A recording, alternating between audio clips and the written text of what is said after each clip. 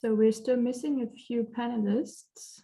Leo's there, I can see that. Roberto's there. It's perfect. Ah, Bruno is also there, great. Bruno, can you change your name, please? Because it just states change name.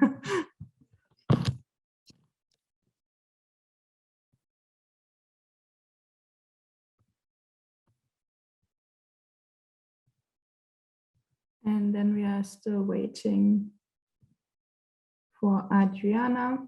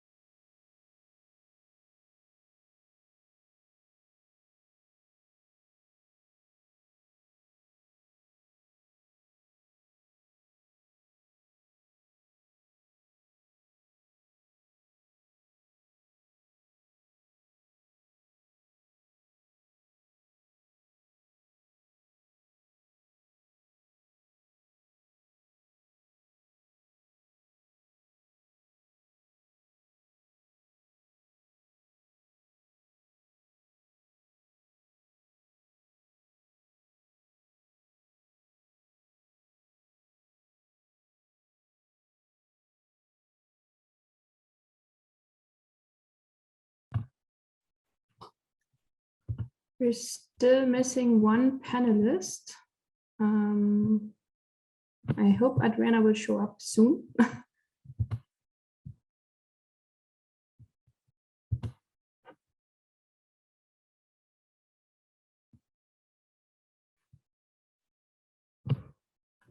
Just checking if she's maybe in the other session.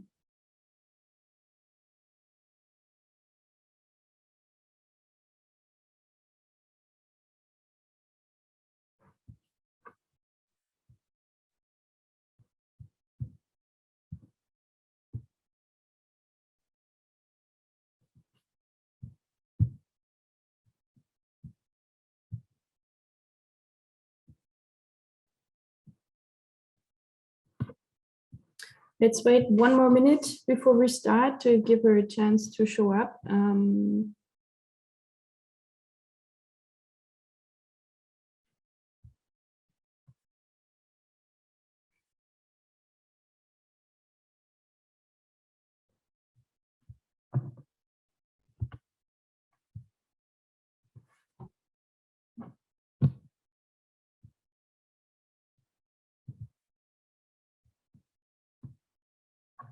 Liu, maybe you can already start sharing your screen so that we are then ready to go and not losing too much time. Okay. Good afternoon. Can you see my slides? Yeah, that works. Okay, that's cool. I will be doing slideshow. Mm-hmm. Shall I start then, or wait another minute for Andrea to show up? I just checked that she's not in the other session, so we are contacting her via email now. But I would suggest that you go ahead because we have a very tough time schedule. So yeah, please start. You have 10 minutes, and if Adriana doesn't show up, we have 5 minutes for questions. So the floor is yours. Good. Thank you. I'll start now. Good afternoon, everyone. I'm Liu, currently a DPhil student in international development. And today I'm going to present a part of a paper based on an ongoing thesis chapter.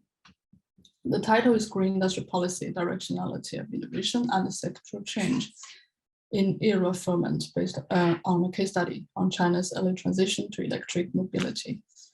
I tried to do a presentation on qualitative study in 10 minutes. So nowadays, environmental crisis and problems in Anthropocene make it imperative for countries to shift our growth models towards a green techno-economic paradigm. In the process, developing countries are facing a dual challenge. On one hand, economic growth and industrial development is still important to generate employment income. On the other hand, they need to go green to a more sustainable path. So it is against this backdrop that green industry policy is highlighted, which addresses at the same time the two structural dimensions of such change. Here, green industry policies defined as including any government measures that are aimed to accelerate the structural transition towards a low carbon resource efficient economy in ways that also enable productivity enhancements in the economy. The research on green industry policy, however, is limited in several aspects. First, it is criticized in thinking theory, but ambiguous in practice. Second, by focusing on government measures, the political economy aspect of industrial policy is neglected. And third, empirical study on non-Western countries, especially in terms of directionality of innovation, is under-researched. Hence, this paper seeks to fill the gap by addressing the research question: how does green industry policy affect the directionality of innovation in era ferment of the cycle change in developing countries context? So here I'm going to go through briefly the core concepts and the analytical framework employed in this paper. First, era ferment refers to a process following technological discontinuity, where different technologies coexist to compete for market dominance. This is to characterize the formative and very early phase of sustainability transition. In such a period, directionality of innovation is operationalized, consisting of two distinctive selection processes. First, technological substitution, the process whereby a new technological regime, which is thought of as greener, takes the place of the existing technological regime, which is polluting. Second, we have technological variation, which features the coexistence of a variety of technological solutions, or called technological trajectories, that lead to the target of going green to varied extent. And some of them are closer to the older regime, and others make a more radical departure from the existing regime, and hence is technologically and commercially less mature. In this conceptualization, I also incorporate the role of complementary assets in both upstream and downstream to look at the entire industry value chain. So on such basis, the role of green industry policy is analyzed. It goes beyond the mere policy mix approach to incorporate the political economy of industry policy as well. Here, green industry policy is characterized as dynamic institutional complementarity at work. It has a multiple layered institutional setting and continuously involves learning, adaptation, and institutional entrepreneurship. So green industry policy features multi-scality in its configuration, including higher order political commitment and alignment, as well as concrete strategies and instruments to materialize these aspects in specific sectoral and locational contexts. In terms of industry policy, green industry strategy, green industry policy often has the inclination and the capacity to intervene into the process of technological variation in favor of a country's comparative advantage and competitiveness, using technology-specific policies, that is, to intervene into technological variation processes. In terms of methodology, it conducts a case study on China's early transition to electric mobility in the automobile industry. The development of EV sector is seen as a fundamental regime shift that contributes to the green transformation of the highly polluting industry, which presents a good case for inquiry. Data is collected through nearly 1 year fieldwork in China, with interviews conducted with policymakers, industry practitioners, and technological professionals in the sector. This is supplemented by secondary data from a diversified source. As an emerging economy, China has established its own automobile industry via FDI, adopting a trading technology for market strategy, despite limited technology transfer from foreign firms. Now, China had the largest EV production and sales volume, with some EV manufacturers, battery manufacturers, starting to export their products to developed countries such as Finland and other countries. In terms of data analysis, it takes a longitudinal perspective by dividing the formative phase of sectoral change into 4 progressive phases. The first phase focuses on the early technological exploration. The second phase, from 2009 to 2012, looks at the small scale of commercialization and experimentation and shifts toward industrial policy. The third phase looks at how industry strategy got consolidated and accelerate EV diffusion. And in the fourth phase, we can see how industrial strategy continuously couples emerging windows of technological windows of opportunity to sustain the momentum of sectoral change. So in the first phase, technological exploration in the region is embodied in a diversified range of technological trajectories, featuring high level of technological variation. This was supported first by very small scale R&D programs, but later stage, from 2001 to 2008, we have national 863 major projects. That is a very important state-funded STI policy in China, which provided over 20 billion RMB to fund technological explorations through FCEV, HEV, BEV trajectories, as well as focus on core components such as batteries, electric motors, and electric control units.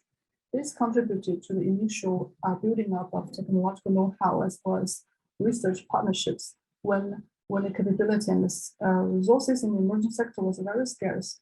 At the same time, HEV was closer to commercialization and is also where OEM's technological efforts were concentrated. In the second phase, upon successful demonstration of EVs in Beijing Olympic Games, the state intended to facilitate the commercialization of EVs. Based on early efforts during the 863 major projects, many OEMs were ready to commercialize their hybrid electric vehicles and lobbied for subsidies on the technological trajectory. However, government officials in the Ministry of Science and Technology were more influential in lobbying for a green leapfrogging strategy because the EVs were a complete departure from the internal combustion engine paradigm regime that Chinese OEMs were not good at all. So following a 2012 policy document that established the pure electric drive technology strategy, most of the business strategies in Chinese indigenous OEMs moved toward battery electric vehicles and a small proportion of plug-in hybrid electric vehicles, with no more hybrid electric vehicles anymore. So in the third phase, but the initial years of commercialization and deployment of EVs have many problems, partly because of limited parallel development in power battery technology and insufficient rollout of charging infrastructures. So the innovation efforts among these firms were very limited, and skepticism towards electric mobility was prevalent. To sustain the momentum of sectoral transition, political leadership in China, in China's central government, expressed their support for green industrial strategy, followed by a political realignment in the central government, where an interministerial coordination mechanism was established. It consisted of over 13 ministries and departments from central government to coordinate, monitor, and respond to emerging problems in the process. And an extensive policy portfolio and regulations were combined to drive down the cost of green technologies and products, as well as create synergies between the focal sector and its complementary assets, both upstream and downstream. This included tax exemption, subsidy on charging infrastructure, local license plate regulation, etc. Moreover, a dedicated R&D program was initiated in 2003 to facilitate the technological progress in power batteries. And this was coupled with EV purchase subsidy regulations and mandates. That is, only OEMs that source the batteries from qualified suppliers were eligible for subsidies. And these suppliers do not include foreign suppliers. This is kind of localization strategy adopted by Chinese government. In the process, several power battery suppliers prospered, especially CATL, which already became a supplier of several major global OEMs and had the potential to disrupt the landscape of GVC in this new regime. As can be seen in the two figures, over the years, battery power density and caught up quickly, and the charging ports increased dramatically through, although there are still many problems. And in the fourth phase, there are also other important technological developments in related sectors, especially the ICT sector. In the process, many OEMs were adopting connectivity and the preliminary autonomous driving technologies into their products in order to increase the value added and attractiveness of the EVs to compensate for the insufficient functions and qualities of electric vehicles themselves. Seeing this trend and its implication on industrial competitiveness, the Chinese government then institutionalized these emerging technologies into the existing industrial strategy, featuring a renewal in the 2020 New Energy Vehicle Industry Development Plan. And from the figure, we can see that the three horizontal lines became a power battery, electric motor powertrains, and the connectivity and intelligence technologies from ICT industry. This figure summarizes briefly how dynamic institutional complementarity at work is throughout the four progress phases to address the emerging problems and unknown of unknowns in the processes. As a brief discussion, I want to highlight that green industrial policy is emerging, adaptive, and shows merit of institutionalizing major changes in the learning process. In terms of directionality, green industrial policy contributes to technological substitution by creation of incentives and synergies across the industrial value chain. One special point is that the intervention into technological variation might have accelerated the process of technological substitution in a short time, but this also has this problem that creates capability gap in the nascent innovation systems and had a potential risk of technological lock-in. And this is unintended consequences in the technology-specific industrial policy adopted. One example is that throughout the years, battery electric vehicles, especially the very small-sized, low-priced segment, it takes up the majority of China's EV market. And this causes a very strong barriers to upgrade to higher level, higher price segment, and to scale up the diffusion of EVs to other market segments. But it remains to be seen what will happen in the upcoming years. Yeah, that's all for today's presentation, and your comments are welcome. Thank you. Thank you so much, Leo, for this presentation. And I have good news. We found Adriana. Adriana, can you hear us? There she is. Yeah, I can see you. Yes. Here. Hi, everybody. Good morning. I apologize for the lateness. The internet in my building went down, so I had to run over I'm at a friend's house using her computer, but I managed to enter in time to hear part of Leo's excellent presentation. So thank you. Yeah, perfect. That's perfect timing. So I would directly hand over to you for your feedback, Adriana.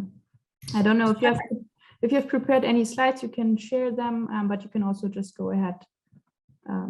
Okay, should I go into my presentation or into comments on Liu Shi's paper?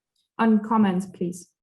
Okay, excellent. Okay, so first of all, thank you very much, Liu Shi, for sharing your paper. I have to say that it was particularly interesting to me because as part of the UN Committee on Development Policy, our latest webinar, I don't know if you had a chance to watch it, it was exactly on industrial policy with a very heavy focus on green transition and what that could mean for recovery from the pandemic. So reading this, especially such a fine-tuned case study of China, was very complimentary. And my comments, I have some comments that are a little bit more sort of within the paper itself, more questions than corrections or anything. And then I have some questions to provoke you to think maybe even incorporate into the paper or not, some broader kind of contextual issues within the context that we're living now. So first of all, I thought the paper was very, very useful. It seems to me that there is a comeback in discussions about industrial policy, and this dovetailing that you do in the paper with green transition is an absolute essential part of the conversation. Our organization was just at COP26, and we noticed how different actors are really trying to think very concretely about the inner workings. And you do this really well in the case of China. I really like also how you talk about the role of the state and its ability, for instance, to accelerate distribution, but also you start getting into the unintended consequences. This idea of path dependency with respect to the technologies, I was very curious, and I wondered if you could say or add a little bit more on that, maybe giving some examples from different parts of the supply chain that you chose to focus on, because I think this was in an area that was neglected in previous waves of thinking and policy discussions and even international cooperation around industrial policy.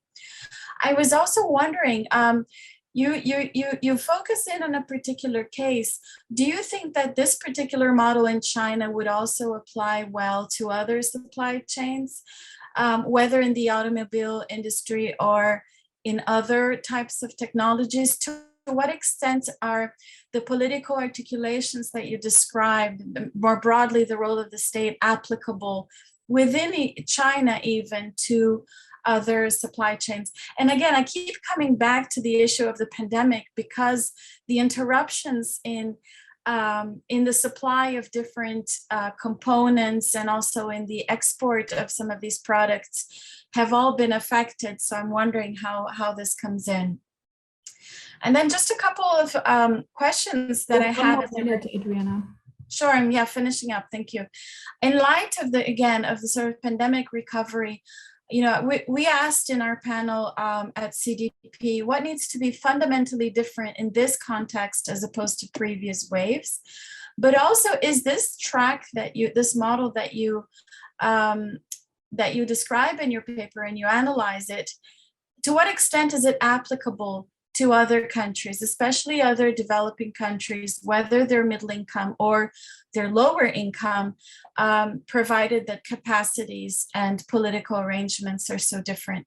And then the last question, I'll finish here, is, and it's something that I wonder, and your paper made me think about very much, how can international cooperation for industrial policy be built around the conclusions that you draw from your analysis of the automobile chain in China? So thank you very much, and congratulations on this great contribution. Thank you so much for your feedback. I encourage you to meet up maybe in the Wonder space after the session to maybe also answer to the comments. But for now, I hand over to Bruno to his presentation. And yeah, please feel free to share your slides.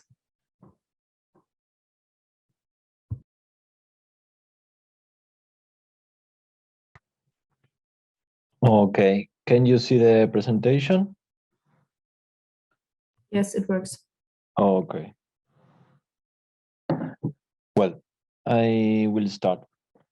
The article that I will present today is titled Business Power in Global Value Chains, a case study of the Argentine automotive industry and the influence of its actors in trade policy, and it covers the period between 2002 and 2015. The presentation will be divided in the introduction, the theoretical framework, and the methodological strategy, the main findings, and lastly, the final conclusions. Starting with the introduction, the article is focused on the Argentine automotive sector because this sector had a leading role in the industrial growth that Argentina experienced after the economic crisis of 2001-2002. And despite this good performance of the whole sector, there were several differences between its two main actors, that are the automakers that lead the chain and produce the final goods, produce the vehicles, and the suppliers that produce the auto parts and components that automakers buy and assemble. And these differences were mainly expressed in the high trade deficit of the sector during these years, that was explained mostly by the high imports of auto parts over these years. And that's why I think that the foreign trade policy, it's a very important policy in the dynamic of the sector, and also for the actors of the value chain. And that's why I formulated the research question that is the following: how did automakers and suppliers' business power shape the Argentine foreign trade policy in the automotive industry between 2002 and 2015?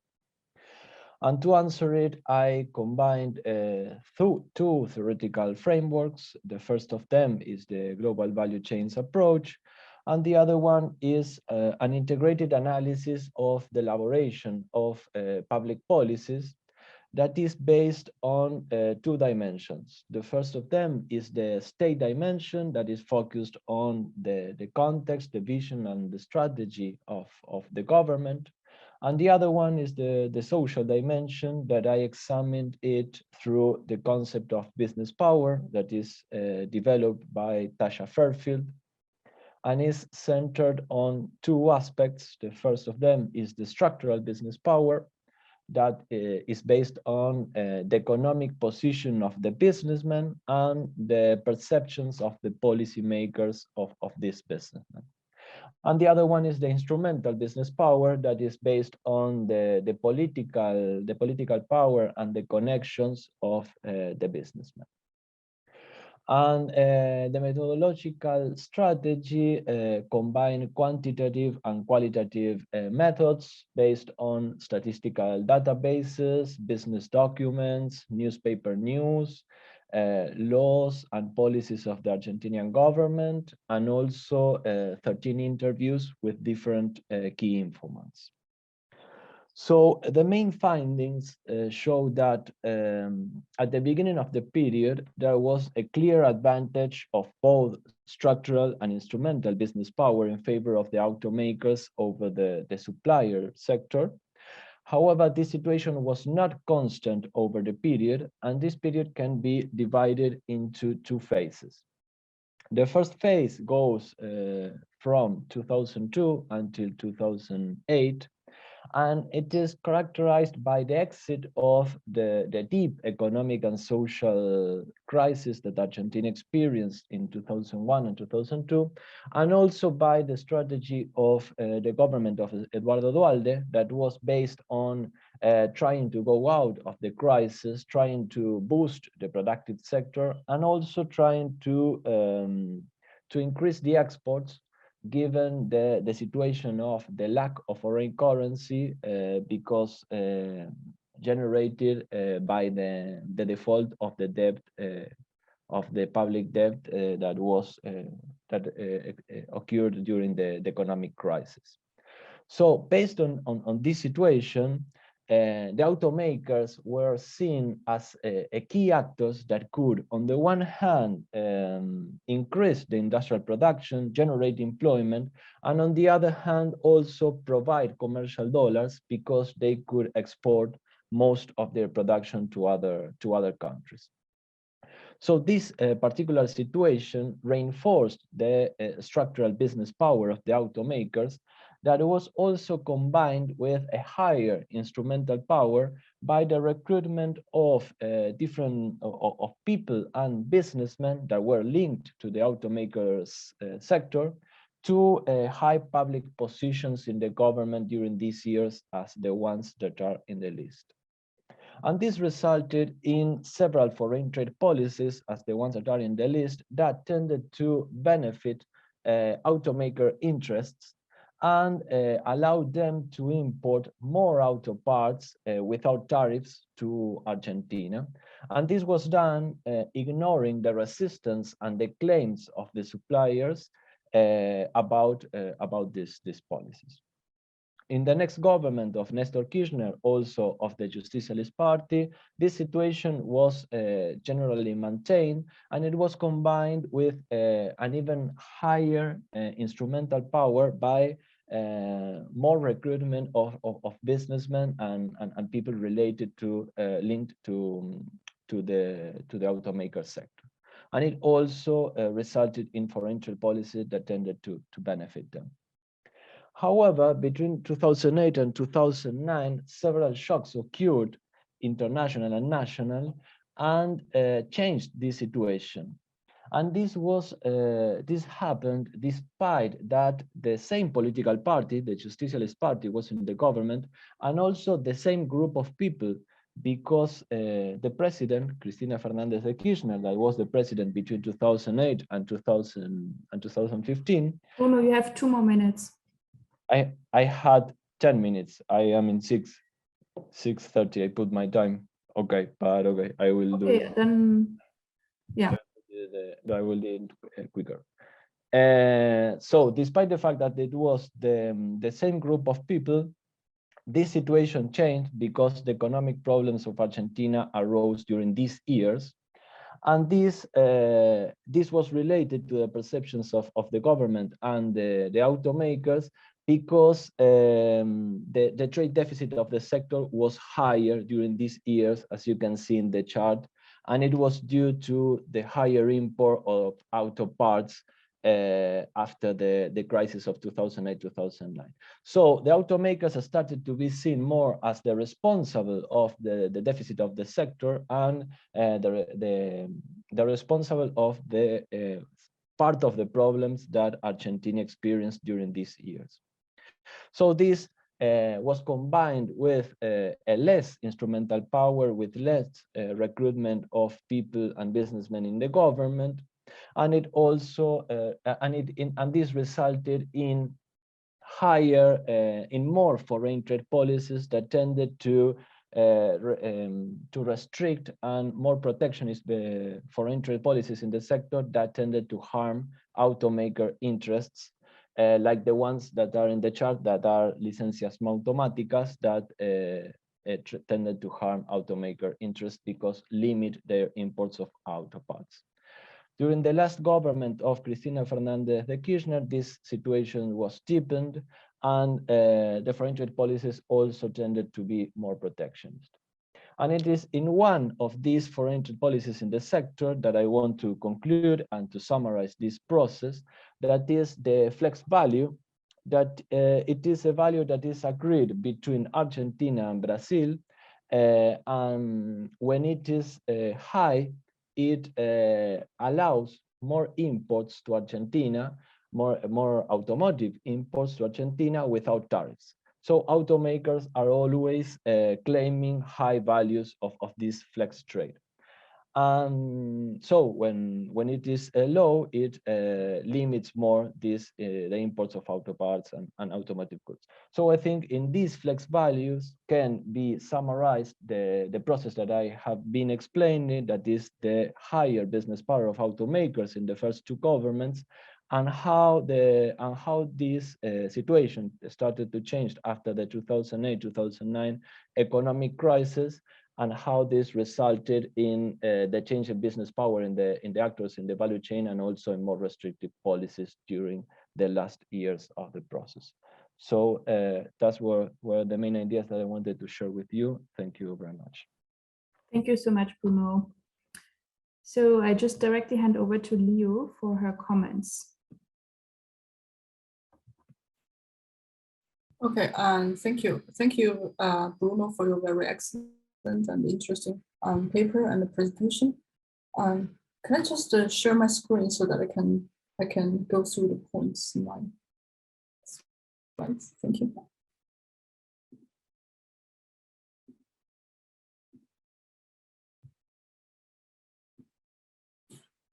Okay.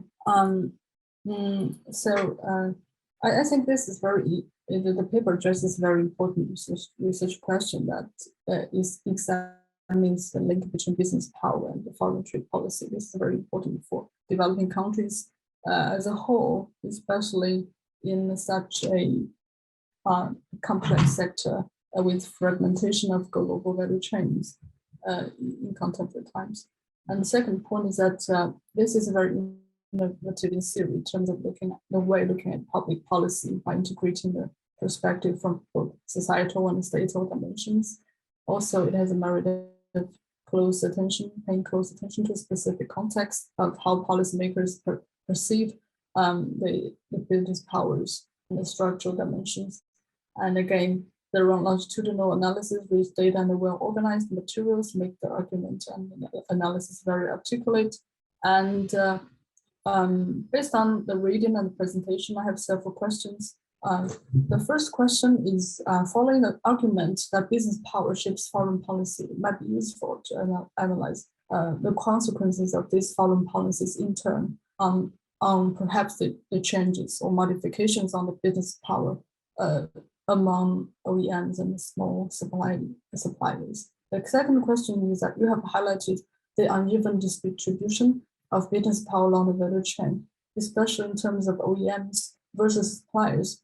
Could you tell us more about the suppliers, for example, the heterogeneity within the suppliers? Because in automobile industry research and GVC literature, there are some foreign suppliers that are highly integrated and co-locate with their downstream customers in developing countries. Is this the case in the country that you're examining, or is it not the case, and why? I think a more analysis on this point would make the case more interesting. The third question is, I'm just curious about the case itself. Is the upstream of the industry completely outside of policy agenda at all? Is there any policy that also support the capability building or support the development in the upstream sector, because they also belong to the domestic economy? Again, the fourth point is that concerns the operationalization of business power. Do they overlap or interact with each other? Because my understanding, if firms have more resources and capabilities, if they are structurally more important, then they might have more resources and capabilities. Just mean how does this potential overlapping or interaction affect your analysis? I'm not sure whether these questions are really very relevant or to the point, but I hope these questions can move the research forward. Thank you very much. Thanks, Leo, for your comment. That's all from me.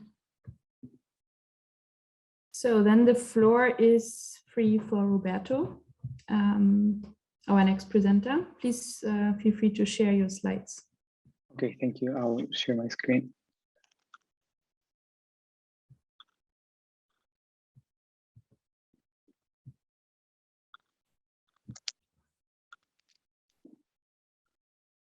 Okay, just sorry, give me a second.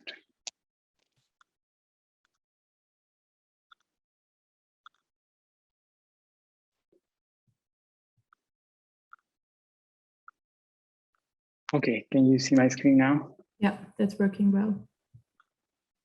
Okay, then I'll start with my presentation. So thank you everyone for being here today. I will present my working paper entitled Pathways to Sustainable Rural Credit, a Qualitative Comparative Analysis of Agricultural Value Chain Finance Schemes. I'm a PhD and research associate at the Technical University of Munich, and I'm working on these topics together with my colleagues, Julius Venus and Johannes Sauer, and I'm presenting on behalf of them as well today. So we are changing a bit the approach before we talk about more industrial value chains. And now I'm going to introduce a bit the focus into what happens in agriculture. So first, starting with the basics, the dynamics of agriculture are a bit different to what happens in other value chains and different, especially more industrial value chains. On one side, we have farmers who have, for instance, are very dispersed, so they face very spatial dispersion about large areas. They face high risk in terms of climate, market, or production. They often, usually in developing countries, have a lack of credit history. And there is a high importance of social capital, which means that networks and reputation play a very strong role in the value chain. On the other side, on the financial provision, we have financial institutions or banks who face very high transaction costs to reach the farmers. They need to transport or commute for a very long time to reach them, and it's very hard to monitor the financial transactions as well. They also face high information asymmetries, and it's very hard to actually screen the potential good from the bad clients, or even to identify the right incentives or enforce the financial contracts. Finally, also, due to these reasons, financial institutions can often not adapt their financial products to the agricultural sector. Moreover, there is a relatively narrow view that we have on finance for agricultural value chains. Well, we tend to think that, for instance, the farmer will produce milk. We tend to link the whole value chain in terms of the inputs, production, processing, distribution, and consumption, following a traditional value chain approach. But many farmers don't follow this traditional value chain approach, and at the same time, for their livelihoods, they produce other goods. At the same time, they might produce vegetables or winter or in summer crops, and this financial approach might help them, but probably doesn't address most of their financial needs. In this sense, having a 360-degree approach that not only addresses the needs of farmers in terms of different value chains, but also the needs of different value chain actors is required.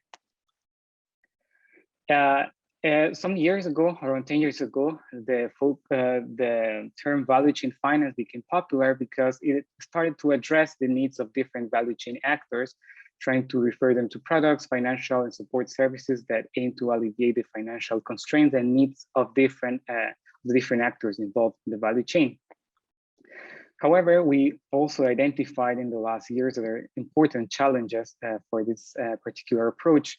The first one being that there's a lot of focus at the regional national level, but there's a lack of cross comparison among studies from different developing countries.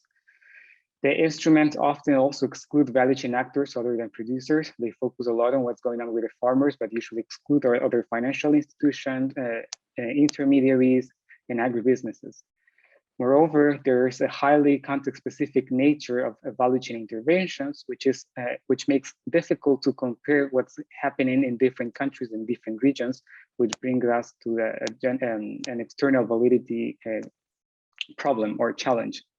And finally, there's limited research on how to foster the self-sustaining value chain financing schemes, because they are often financed by NGOs or banks for periods of time, but once they need to self-sustain, they usually don't perform very well over time.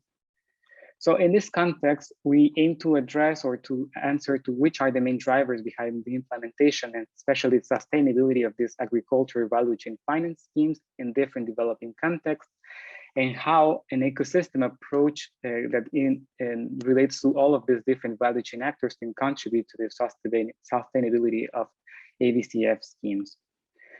We follow a qualitative approach, basically interviewing experts. We conducted 13 interviews with researchers, developing organizations, financial institutions, and agribusinesses from different regions, based on these dimensions, on their knowledge, on the technical knowledge, process knowledge, and interpretative knowledge. And in total, we coded 201 segments of text from the interviews that would brought us to 6 parent codes and 24 subcodes emerged after the coding process. To keep a global scope, we included specialists or experts from different countries in most of the regions around the world, keeping a focus on both developed and developing countries. Our first results, when we compare what happens in the field and what happens with the theory, is that it's very important to compare the performance of agricultural value chain finance against other financial provisions, such as microfinance or traditional finance from banks. I don't want to go into too many details into this table, but we see that in general that based on the theory and the information of the interviews, that value chain finance has the potential to address many of the issues that both supply and demand face in terms of access to financial services, but also to transaction costs and institutions. After compiling all the data from the interviews, we identified these parent codes, which allowed us to identify different important topics for the stakeholders. However, we focus on these papers mainly on the sustainability and how this relates to other important topics such as social capital, the creation of tailored financial services, and marketing for agricultural products within the value chain.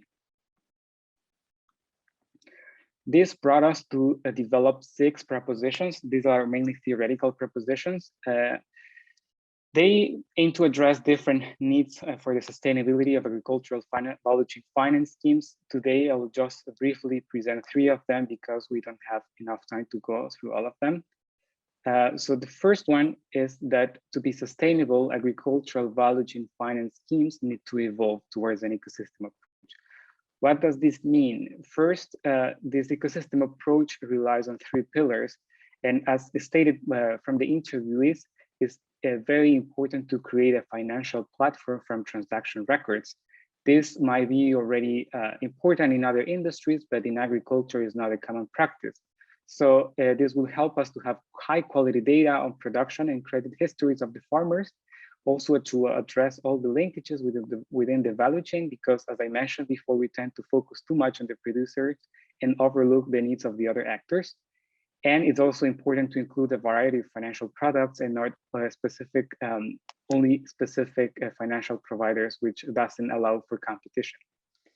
The second pillar is to create a bundled services for the value chain, meaning that usually actors in the agricultural value chain don't only need finance, but they need something more of an integral funding, which comes together with also extension services and management services. There's about 2 more minutes, Roberto. Okay, yeah. And the third pillar relates to evolving from value chains to value webs, which means that financial providers should focus on micro ecosystems in the field or in the rural area, and focus on major economic activities that determine the cash flow of geographies, not only in one value chain, but different geographies. I really like this quote here, that is, value chains do not exist the way we want them to exist. So we created this 360-degree approach. That's what an Indian agribusiness, for instance, is doing in the field for a couple of years. And just to go very towards the end, the link of social capital is very important as well, because we tend to try to formalize too much what happens in agricultural finance, but we tend to overlook what happens or the nature of agriculture, which is mostly informal. And this allows us to keep track of these transaction records if we are able to not overlook these informal links. Then it's also important to address that value chain finance schemes are not for everyone. We really need to take care of knowing when or on how to apply them. This depends a lot of the type of the characteristics of the value chain. So for instance, some value chains have higher perishability. In these cases, there is less probability of contract fulfillment because there's more side selling of from the farmers, but also cultural factors matter, because in many survival environments where farmers are very small and they lack a business mindset, and usually this doesn't contribute to the value chain finance sustainability. Finally, the last 4 points I would like to bring your attention to, or to summarize my ongoing research, is that this value chain-based financial intervention should not be directed only in the production state, but they also should consider the incentives of the other actors in the ecosystem. Second, that these value chain finance schemes need to innovate and evolve to increase outreach and sustainability, and that's why we came up with these propositions, 6 propositions based on the interviews. Third, the ecosystem approach offers financial institutions several tools to address the lack of credit history, the lack of collateral, and the principal agent problem. And this is the direction we think the research and this should focus on. And lastly, the implementation of financial platforms from transaction records in value chains and the evolution towards a value-aware approach is very necessary. And as stated by the interviews, it could be a game changer for agricultural finance in the future. Thank you very much for your attention. Thank you so much for this nice presentation. I hand directly over to Bruno for his comments. Okay, Well, congratulations, Roberto. It was a very good paper, in my opinion, very interesting, very complete, complex, with a lot of cases, literature. So congratulations for the paper. I wanted to ask you some questions and to do some comments. First of all, there is something that happens to me with the global value chains in general, with the literature and with the authors, is that in some points there is the literature talk about the global value chains as an empirical fact, and on the other hand as a theoretical approach. And I think that sometimes in the article, it happened to me that I got confused about if the agricultural value chain finance was a theoretical approach or an empirical fact. I think it's the second one, and it's the main objective of the article. But in some parts, I got this confusion. And it was also added to the addition of the ecosystem approach, and then in the theoretical part of the article, you actually talk about different economic schools, economic authors, literature, but you don't mention the ecosystem approach. So it's also because my ignorance on the subject, because I don't know much about this literature, but I think if you can clarify a bit these divisions, maybe it would be helpful. And then some questions and comments about the proposal dimension that I think is the main focus of the article. I found it very interesting. Some parts of it I don't want to extend a lot with this, so I would go directly to the questions. To the practical organization of the AVCF. In some parts I understood like it was like a cooperative chain that where there was not a hierarchy system in the value chain, and where the different actors could share the risks and the profits. But actually, I didn't read, and I don't think that they have a cooperative organization. So I was wondering how they are actually organized, and mainly how they take the decisions. How is the process of taking these decisions of the chain? And on the other part, on the finance process, I didn't understand, or I didn't read about who is lending this money, and who is the finance process structured, who is lending this money, and who is, because I think that if someone is lending the money, someone is establishing the interests of the loan, and someone is making profits of it. And I could understand that the farmers in the informal situation could access to these loans and be benefit of it, but I didn't understand who is making the profit on the other side. And lastly, the final one. As I understood, the problems and the disadvantaged position of the farmers is about their informal situation. So I was wondering if in the proposal part, it shouldn't be added some proposal to try to change the situation, to gain formality. And if it's not one of the key issues to their problems. And regarding to this, I was wondering how are their relationships with the different levels of the government. I think I didn't read it in the article. How are their relationships with the local, the regional, and the national governments? Because in the end, in my opinion, to obtain a formal position depends on the legal system, and the legal system depends on a national institution and national rules and national states. So how is this aspect going on, and if they should focus on it to improve their situation.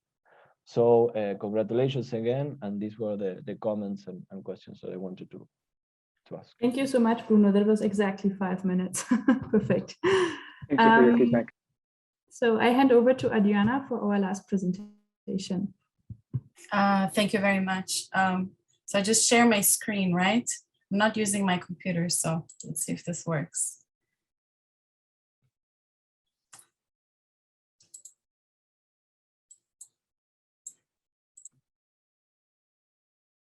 Yes, that works. Yeah, okay. It's wrong. Okay, so hi everybody, my name is Adriana Abdennour. I'm director of a women-led think tank in Brazil. And we work primarily on issues related to environmental crimes, especially in the Amazon and in the Cerrado regions. So our interest here is really to look at the security and criminal aspects of value chains that come from the Amazon, which, as you probably know, is undergoing a very severe surge in illegal deforestation, illegal mining, and other environmental crimes. And in this particular research, which has been led by my colleagues Felipe Schaeffer and Mayara Foli, what we do is we try to analyze and gather together a lot of disparate sources of information on illegal gold mining, which has been fueled in part by the rise in global prices of gold. And that, of course, tends to happen during times of crises. We have staff in the Amazon, and we work primarily in Western Amazon in the state of Pará, but also on the border between Brazil and Venezuela. And these are two of the major hotspots of illegal gold mining in the Amazon. And what we try to do at this moment this year is we try to look at environmental crimes, not so much as activities that are carried out for survival, although at the front lines that happen, but really look at large-scale environmental crimes as criminal networks that can count on very sophisticated organization, division of labor, but also financing. And third, we try to understand the connection between these environmental crimes, in this case, focusing on illegal gold mining, and associated crimes, which is a big problem for law enforcement because they tend to compartmentalize environmental crimes from violent crimes and financial crimes.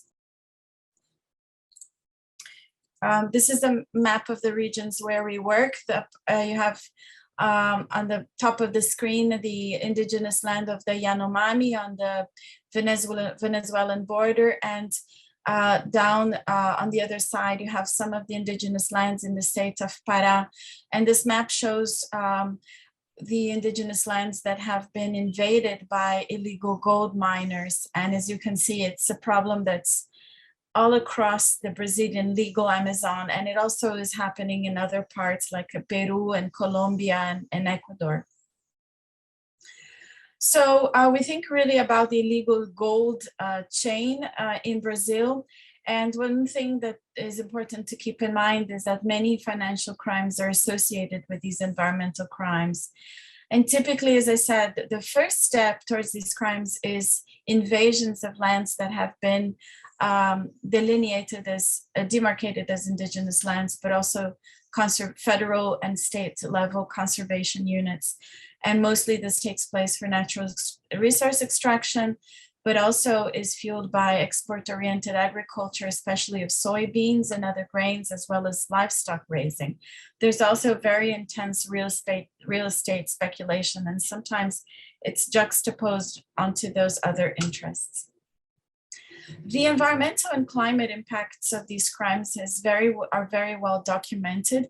In addition to deforestation, we have, especially from gold mining, very extensive mercury contamination of the rivers, of the food supply, starting with the fish, but also pollution of the atmosphere through associated burning of the vegetation cover. There is plenty of soil erosion, especially around the river areas. Greenhouse gas emissions, there are different ways to calculate, but we know that directly and indirectly, forests can contribute, deforestation and other environmental crimes probably contribute around 1/3 of all greenhouse gas emissions if you take into account, for instance, agriculture and ranching that is enabled through these crimes. There are also other problems like silt built up in the rivers and the facilitation of wildlife species trafficking. But we want to focus really again on sort of the organization and the articulation between these crimes and what are perceived as more traditional financial and violent crimes. And so this is a quotation that we use in the paper. There is no environmental crime without financial crime. In the Amazon, these crimes are carried out by organized crime works with specific knowledge, a well-defined division of labor and illicit cash flows. And by the way, these cash flows, they feed into illegal gold mining, but they also come out of it and end up in places like Europe and the UK, Middle East, India, and the United States. So in the areas where we work, these are some of the main financial crimes that we have detected around illegal mining. Corruption at all levels of government, from low to, we have documented cases at the municipal level, but we're also investigating cases at the state level and even at the federal level. And of course, the former Minister of the Environment in Brazil, he is under investigation for facilitation of environmental crimes in the Amazon. So it reaches all the way to the federal level.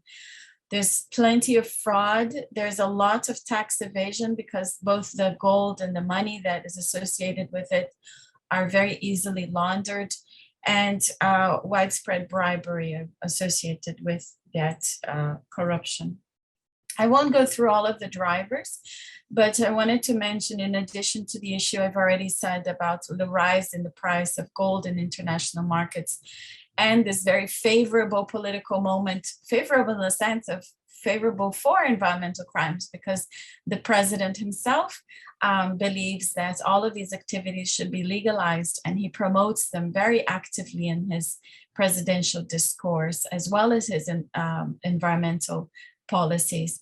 But there's also very strong political organization, especially by the National Gold Association called UNIDO, and generally an environment of impunity, because in Brazil in general, major crimes are very seldom prosecuted, but when it comes to environmental crimes, it's 1 in a million practically. It's practically not done from a criminal perspective. With respect to gold, there's also an identifiable lack of control and transparency, which facilitates what we call the aquecimento, or warming up of gold. And that's sort of the process of making it appear like it's legal gold rather than illegally extracted from the indigenous lands and conservation units. And to give you a sense, all of the invoices have to be filled out by hand. So there's no control, there's no digital inspection, there's no use of computer systems. And so there's no way to cross-check or even to look up old records, because they tend to disappear in fires and who knows how else. And it's also built into the legal system. So, the general idea here is that there are vested interests in not implementing control and transparency. And these interests come from many different sectors. And as a result, the gold that's mined, thank you, is being sold illegally. Sometimes it's mixed with legally extracted gold, and sometimes it's just passed off as legal gold, both in commercial stores in Brazil, but also sold abroad. And there's a lot of new information coming out about that. The last part of our paper has to do with recommendations.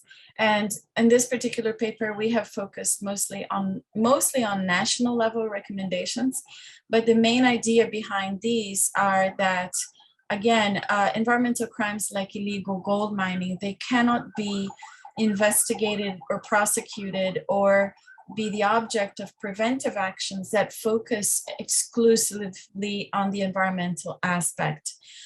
While that is absolutely essential, these crimes are invariably associated with violence, creation of pockets of poverty. So they demand an understanding of illegal gold mining that really goes beyond sort of the supply chain itself and rather focuses on the criminal networks and how they operate around the extraction and the commercialization, even the export of this gold from the Amazon.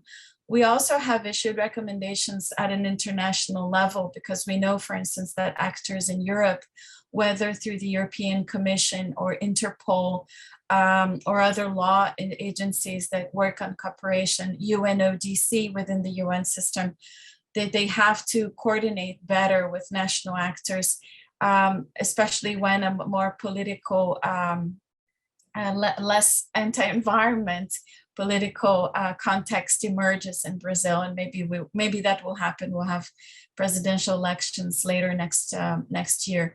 But I think I want to end by saying that, again, it's very important that we understand supply chains, not just from an economic perspective, but also from a social environmental perspective, and even, as we have shown in this case, from a criminal angle, because the unintended consequences and sometimes the intended consequences of the way that products are being produced in the forest areas really is cause for great concern and a lot more action in terms of research but also investigation and law enforcement and preventive measures. So I'll stop here, but thank you very much for the opportunity to share this.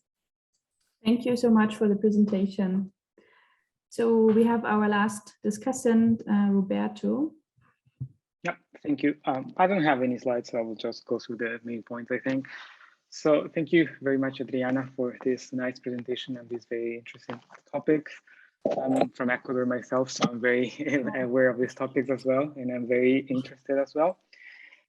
So first of all, I think it's very interesting that in the paper, as you mentioned in the end of your presentation, you assess this scope of supply chains and the impact they have not only in this case on the economy, but also on the environment and beyond this on health, well-being of population, safety, and even the well-being of indigenous people. And also, I think in the paper you did a very good work in compiling different cases, emblematic cases, and also some numbers on how the influence of these illegal practices have an impact on the Brazilian economy. I was not aware, for instance, that 28% of the production is related to probably illegal practices. So that was very shocking for me, for instance. And regarding some feedback, I think my feedback would mainly go in 3 points. The first one would be that throughout the paper, you mentioned the limitations or the challenges that this informality has, especially also because the government is not very involved. But I think the first point from my feedback would be that it would be very interesting to assess a bit the role of the private sector. For instance, if I relate to my own research on agriculture, and I think what we have in common is the informality component. I believe in my research, the private sector really is starting to play a big role because companies or even startups also are aware that the government or different institutions don't really engage in these markets. So they try to come up with innovations. So for instance, fintechs play a very big role in the case of agriculture. I don't really know how it works in mining specifically, but probably some private institutions can play a very big role in the future if they have the right incentives, for instance. So I think it would be interesting to add this a bit to the paper to have a bit more of a view of what the private sector could do as well. Second, I think it would be also very interesting to capture the role of the consumers, because we tend to focus on the supply chains a lot, on the production places and what's going on there, but the consumers also play a big role. And for instance, there's different standards for sustainable consumptions of gold and so on. So it would be good to also try to find a link with that and see to what extent it could also contribute somehow or even if it doesn't contribute to be aware of the limitations these standards have. And lastly, I think, of course, in the paper, you try to have a more general approach or more global on the regions you are working. But I think also the paper or future research in this field could benefit of having a more specific case study. So for instance, conducting data collection with more participatory approaches. Probably, of course, it's not very easy to collect the information of the illegal practices themselves. Maybe compiling information from the indigenous people who are being affected or people who are around the area. I don't know, focus groups or interviews, I think in this case can be very useful. So it also helps to have a more first-hand feeling of how the supply chain affects the people in the area. So I think my feedback goes in these three main points, but overall, I think, yeah, the contribution is very interesting and it could also benefit of more research in the future. Thank you, Roberto. Thank you so much for your feedback. Thank you for all the presentations and the audience staying here. So the conference will continue at 4:15, and in the meantime, you can enjoy your break or show up in the Wonder Me room to continue discussion. Thank you so much.